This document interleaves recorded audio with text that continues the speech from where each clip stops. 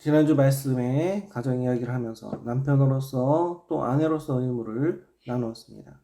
다시 한번 남편으로서 아내로서의 의무를 복습하겠습니다. 에베소서 5장 22절 말씀입니다. 아내들이여 자기 남편에게 복종하기를 주께 하듯 하라. 아내들은 남편의 이야기를 힘들고 또 따르기도 힘들지만 하나님께서 하신 말씀에 따라서 순종하시길 바랍니다. 남편들은 또 더욱더 큰 의무를 주셨습니다. 에베소 5장 25절 말씀입니다. 남편들아 아내 사랑하기를 그리스도께서 교회를 사랑하시고 그 교회를 위하여 자신을 주신같이 하라. 그리스도께서 교회를 사랑하신 것 같이란 죽기까지 사랑하라는 것입니다. 우리가 감정적으로는 사랑을 느낄 때가 있지만 부부의 사랑은 감정을 하는 게 아닙니다. 그래서 우리 주님이 보여주신 사랑으로 죽기까지 사랑하는 일은 쉽지 않습니다. 하지만 하나님께서는 우리에게 죽기까지 사랑하라고 말씀하십니다. 죽기까지 사랑하는 사랑은 감정을 넘어선 사랑입니다. 내 의지로도 힘든 사랑입니다. 감정과 의지를 넘어선 사랑입니다. 바로 말씀에 순종해서 나 자신을 죽이고 말씀에 복종하는 사랑입니다. 아내 사랑은 남편이 자기 자신을 사랑하는 것입니다. 자신을 진정으로 사랑하는 사람이 남의 사랑도 받을 수 있습니다. 그리고 아내를 사랑해주면 아내는 자연스럽게 남편을 존중하게 됩니다. 인간관계는 거의 모두 순환적입니다. 남편과 아내가 서로를 사랑과 존경의 선순환을 이뤄내시길 바랍니다. 부부가 사랑하면 자녀들도 부모를 존중하게 되어 있습니다. 아내로서 남편으로서 하나님께서 우리에게 주신 사랑의 거룩한 책무를 열심을 다해 이루시고 누리시길 축원합니다. 오늘은 지난 시간에 이어 가정에 대해 두 번째 시간을 가지려고 합니다. 바로 부모와 자녀 간의 관계에 대해 나누려고 합니다. 요즘은 가정이 해체되고 부모는 부모의 의무를 다하지 못하고 자녀는 부모가 보살펴주는 것이 당연하다며 감사할 줄 모르는 세상이 되었습니다. 사회가 발전해감에 따라 개인주의가 심화되고 그에 따라 비슷한 사건이 발생합니다. 중요한 변화는 가정이 해체된다는 것입니다. 그리고 그 결과는 사회에 부적응하는 사람, 정신질환을 겪는 사람, 범죄율이 높아지는 것입니다. 엮이는 가정과 가정의 해체는 각종 중독자들이 늘어나 사회를 병들게 합니다. 인구의 4분의 1 이상이 마약과 알코올을 비롯해 성, 도박, 쇼핑, 게임, 관계 등의 중독에 사로잡혀 인생을 허비하고 있습니다. 중독은 행복을 가져다 주는 것이 아니라 집착과 공허만을 가져다 줍니다. 이제 오늘날 가장 커다란 문제의 근원인 가정의 해체와 망가진 자녀라는 문제에 대해 성경을 통해 보도록 하겠습니다. 오늘 본문을 살펴보면 6장 1절에서 4절은 자녀는 부모에 순종하고 공경하라고 하십니다. 지난 시간에도 나누었지만 하나님께서 우리 인간에게 처음으로 주신 제도가 가정입니다. 그리고 이 가정의 부부관계, 부모와 자녀관계를 통해 질서를 세우셨습니다. 예수님이 죽기까지 사랑하심으로 교회를 돌보고 또 위하여 자신을 내어준 것처럼 남편은 아내를 돌보고 사랑하며 부모는 자녀를 주의와 교훈과 훈계로 양육하며 노엽게 하지 말고 자녀는 부모에게 순종하고 공경해야 합니다. 이것이 가정의 질서입니다. 물론 이 질서는 아버지 된 자, 남편 된 자에게 시작되는 것이 바람직합니다. 하지만 자녀에게서, 아내에게서 시작될 수도 있습니다. 누구든지 예수 안에서 먼저 철든 사람, 먼저 말씀에 순종하는 사람이 시작하면 되는 것입니다. 하나님께서는 모세에게 10계명을 주시면서 우선 하나님에 대한 계명을 주시고 다음으로 인간에 대한 계명을 주셨는데 인간에 대한 계명의 제일 첫 번째 것은 부모에 관한 것입니다. 부모님에 대한 계명은 본문 2절의 말씀처럼 약속이 있는 첫 계명입니다. 자녀는 당연히 부모를 존중해야 합니다. 부모는 하나님에게 위임받아 나라는 인격체를 성장시켰기 때문입니다. 인간이란 누구든지 어머니에게 생사를 넘는 고통을 안겨주고 태어났으며 아버지의 경제적인 도움과 어머니의 손길 안에서 자라갑니다. 인격적으로 어떤 부모든지 간에 우리가 성장하기까지는 부모의 보살핌으로 인해 자랐기 때문에 우리는 부모를 소중히 여기며 감사하게 생각하며 공경해야 합니다. 지난 설교 시간에 이야기했던 교통사고로 죽은 아이를 품에 안고 집에 가자고 외치던 부모의 이야기를 기억하실 것입니다. 집에서 우리 사모와 함께 그 사건에 너무 가슴이 아파 알지 못하는 그 가정을 위해 기도했습니다. 그 부모가 다 예수님을 만나고 하나님과 더 가까워질 수 있게 해달라고 기도했습니다. 많은 부모들이 자녀를 잃으면 그 아픔으로 인해서 가정이 헤어진다고 합니다. 하지만 우리 주 예수 그리스도 안에 속해 있으면 우리는 천국 소망을 가지고 이 땅에서 살아가기 때문에 죽음으로 인한 슬픔을 극복할 수 있습니다. 여기 우리 성도님들 중에 유산의 경험이 있는 분들이 계실 것입니다. 그 일로 인해서 얼마나 가슴이 아프셨겠습니까? 우리 가정도 한 번의 유산의 경험이 있습니다. 하지만 그것이 아픔만으로만 남아있지는 않습니다. 우리 사모가 가끔 이런 이야기를 합니다. 우리가 천국에 들어갈 때 우리도 모르는 아이가 엄마 아빠라고 부르며 나타날지도 모른다고. 유산의 아픔이 있거나 자녀를 잃은 아픔이 있는 성도님들은 천국에서 다시 만날 소망을 가지고 기대하시길 바랍니다. 우리는 우리 부모가 우리를 얼마나 사랑했는지 자녀를 낳고 겨우 가늠할 수 있습니다. 부모는 자녀에게 항상 사랑의 마음과 미안한 마음을 가지고 있습니다. 나는 부모들이 자신은 못 먹고 못 입어도 자녀만큼 잘 되기를 바랍니다. 특히 여기 이민 오신 우리 성도님들을 보면 정말 자녀를 위한 희생이 얼마나 큰지 잘 알 수 있습니다. 한 번은 이민 온 지 오래된 분에게 이민이 와서 좋은 점이 무엇이냐고 물어봤습니다. 그분은 애들 키운 것 외에는 남는 게 하나도 없어 라고 대답하셨습니다. 먼 이국에서 말도 잘 통하지 않고 많은 분들이 자신이 원하지 않는 허드렛 일에 종사합니다. 몸이 힘든 것을 감수하며 오로지 자녀들이 잘 크기를 바라며 고생을 감내하십니다. 대부분의 부모님은 그렇게 자녀를 사랑합니다. 하지만 부모를 존경하는 자녀는 별로 많지 않은 것 같습니다. 고향에서는 자녀를 훈육하면서 때로는 징계 또는 매를 때려야 한다는 말씀도 있습니다. 아이들이 부모에게 폭력을 행사하는 것이 가정폭력과 연관되어 있는지 조사한 내용에서 가정에서 부모의 폭력을 경험한 아이들이 친구들에게 폭력을 행사할 뿐만 아니라 성장하여 부모에게까지 폭력을 사용하는 경우가 많다는 연구 결과가 있습니다. 남편의 폭력에 무방비로 당하는 엄마를 둔 아이는 자람에 따라 자신의 어머니를 불쌍히 여기기보다는 미워하는 경우가 많다고 합니다. 자녀에게 과한 폭력은 자녀를 망치는 일의 하나입니다. 일본 만화 중에 보노보노라는 만화가 있습니다. 매일 아빠에게 매를 맞는 너구리가 보노보노라는 친구인 헤델과 다람쥐를 때립니다. 이것은 비단 만화 속에 있는 이야기가 아닙니다.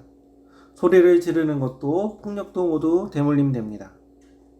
어린아이는 화가 났을 때 어떻게 행동해야 하는지에 대한 지침을 부모에게 배우기 때문입니다. 상습적으로 소리 지르고 화를 내며 폭력을 휘두르는 부모에게서 아이는 폭력이 화를 풀어내는 방법이라는 것을 학습합니다. 폭력은 나쁜 것입니다.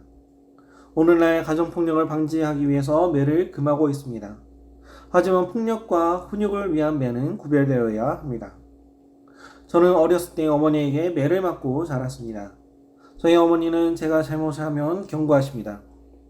한 번, 두 번, 세 번, 이제는 매를 맞을 차례입니다. 규칙이기 때문에 저는 어머니가 세 번을 세면 매를 맞겠구나 압니다. 어머니는 무엇을 왜 잘못했는지 말하게 하시고 몇 대 맞을래? 하고 묻습니다. 2대요. 대답하며 어머니는 매로 2대를 때리십니다. 이 훈육은 저에게 전혀 상처나 노여움을 주지 않았습니다. 저는 매를 맞았지만 그 덕분에 옳고 그른 것을 구별하는 것을 배우며 자랄 수 있었습니다. 성경이 말하는 매나 훈육은 바로 그런 것입니다. 자녀에게 부모님에 대한 노여움을 주지 않으면서 하나님의 시식과 훈계로 양육하는 것입니다. 요즘 부모들은 자녀에게 훈계하지 않습니다. 자녀에게 안 돼, 틀렸어라고 말하지 않고 이렇게 하는 게 더 좋겠다고 말해야 한다고 합니다. 선택은 자녀의 몫이 되는 것입니다. 자녀는 백지같이 착하고 하얀 마음을 가지고 태어난 존재가 아닙니다. 천사같이 예쁜 어린이도 마음은 전적 타락과 부패로 새까맣다는 것을 기억해야 합니다. 아직 어려서 크게 생각하지 못할 뿐입니다. 방치하면 창조된 지 이래 만에 살인자가 집에서 나오는 것이 아담의 가정입니다. 그게 인간입니다. 만약에 자녀를 훈계하지 않으면 어떻게 될까요? 성경에는 자녀를 제대로 훈계하지 않아서 2번이나 자녀에게 모반을 당한 아들과 전쟁을 하기도 한 왕의 이야기가 나옵니다. 누구일까요? 바로 성군 다윗 왕입니다. 다윗은 자신의 아들 압살롬에게 왕위를 빼앗겨 쫓겨다닌 적이 있습니다. 결국 그 아들 압살롬이 죽음으로 일을 마쳤지만 압살롬이 아버지에게 반감을 가지고 모반을 일으킨 사건의 발단이 있었습니다. 그것은 다름이 아니라 압살롬의 누이 다말이 베다의 형제 암논에게 강간을 당한 사건입니다. 아버지 다윗은 암논이 자기 딸 다말에게 끔찍한 일을 저지른 것을 듣고 단지 노할 뿐 어떤 징계도 하지 않았습니다. 결국 압살롬은 자기 형제 암논을 살해하고 도망갑니다. 그 후 압살롬은 다시 돌아와서 아버지 다윗을 내쫓고 왕위를 빼앗은 후 전쟁을 벌입니다. 만약에 다윗이 암논을 공식적으로 징계했다면 압살롬이 자신의 형제를 죽이고 아버지를 모반하여 죽이려고까지는 않았을 것입니다. 결국 다윗은 죽은 압살롬을 품에 안고 내 아들 압살롬아, 내가 너 대신 죽었다면 좋았을 것을 하며 슬프게 울부짖게 됩니다. 다윗은 아들 때문에 또 한 번의 모반의 아픔을 겪게 됩니다. 다윗이 늙어 솔로몬을 왕으로 세우려 하자 넷째 아들 아도니아가 스스로 일어나 왕이 되는 모반을 합니다. 이 모반은 상당히 커서 제사장 아비아달과 군장 요압이 함께합니다. 그런데 열왕기상 1.5절에 아도니아에 대해 그의 아버지가 내게 어찌하여 그리하였느냐고 하는 말로 한 번도 그를 섭섭하게 한 일이 없었더라고 말합니다. 아버지가 되어서 훈계함으로 아들의 마음을 섭섭하게 한 일이 평생 한 번도 없었다는 것입니다. 예수 그리스도를 믿는 우리의 믿음의 가정에서 자녀를 노엽게 하지 않는 일은 정말 중요합니다. 그것은 바로 자녀의 구원에 직접적 영향을 주기 때문입니다. 하지만 자녀를 징계하거나 훈육하지 않는다면 그것도 자녀를 사지로 몰아넣는 일이 됩니다. 다윗의 준수한 2 아들 압살롬과 아도니아가 모두 제대로 된 아버지의 징계가 없었기 때문에 죽었다는 것을 기억하시기 바랍니다.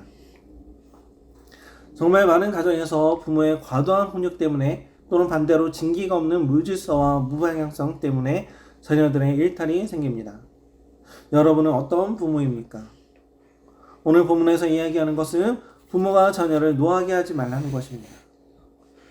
골로새서는 자녀를 노엽게 하지 말라는 말씀에 그 이유가 적시되어 있습니다. 골로새서 3장 21절 아비들아 너희 자녀를 노엽게 하지 말지니 낙심할까 함이라. 자녀를 노엽게 하는 일. 앞서 살펴본 것과 같이 부모로서 잘못 훈계하거나 정상적이지 못한 가정에서 부모는 자신의 소임을 다하지 못하고 자녀에게 고통을 주는 경우가 많이 있습니다. 자녀가 하나를 잘못했는데 부모가 분노해서 3의 징계를 가하는 경우 자녀는 자신의 잘못과 죄책감은 이미 상쇄되어 없어졌고 남은 2나 그 이상의 고통과 분노로만 남게 됩니다. 자녀를 노엽게 하는 부모는 대체로 참았다가 폭발하거나 상습적으로 욱하는 성격을 가지고 있는 경우가 많습니다. 그런데 더 커다란 문제는 믿는 부모들에 의해서 상처받고 신앙을 잃어버리는 예가 많다는 것입니다. 이것은 남의 이야기가 아니고 교회인 우리 성도의 이야기이기 때문에 더욱 주의해야 합니다. 더구나 성도들보다 특히 목회자 자녀의 경우 정말 위기라고 합니다. 조금은 지난 설문조사 결과이지만 2013년의 자료에 의하면 15세 이상의 자녀를 둔 목회자 40%가 자녀들이 신앙에 대해 중대하게 의심을 가지는 단계에 접어들었다고 답했습니다. 또 목회자 33%는 자녀들이 더 이상 교회 사역에 적극적으로 참여하지 않는다고 밝혔고 그 밖에 7%의 목회자는 자녀들이 더 이상 자신의 기독교인이라고 생각하지 않다고 응답했다고 합니다. 결과적으로 목회자 80%가 자녀들의 신앙 양육에 실패했거나 위기에 놓였음을 확인할 수 있습니다. 부모의 잘못된 양육 태도 때문에 예수 믿는 믿음이 자녀들에게까지 미치지 못하는 경우가 많습니다. 김일성은 외할아버지 강동욱이 평양에서 목회를 했고 외삼촌도 목사였다고 합니다. 그러나 김일성 일가는 살인과 사류의 피 위에 가문의 아성을 쌓았습니다. 나는 예수를 믿고 천국 가는데 연약한 나로 말미암아 자녀가 상처를 입고 그 신앙을 잃는다면 얼마나 애통한 일입니까? 하나님은 한 영을 잃는 것에 대해 이렇게 경고하십니다. 마가복음 9장 42절입니다. 또 누구든지 나를 믿는 이 소자 중 하나를 실족하게 하면 차라리 연자맷돌을 그 목에 달리오고 바다에 던지움이 나으리라. 여러분의 자녀는 천국에 가면 여러분의 형제와 자매입니다. 지금은 나약하고 연약하여 내 마음대로 할 수 있는 내 품의 자녀이지만 저 아이가 천국에서 내 형제구나 내 자매구나 생각하면 함부로 할 수 있겠습니까?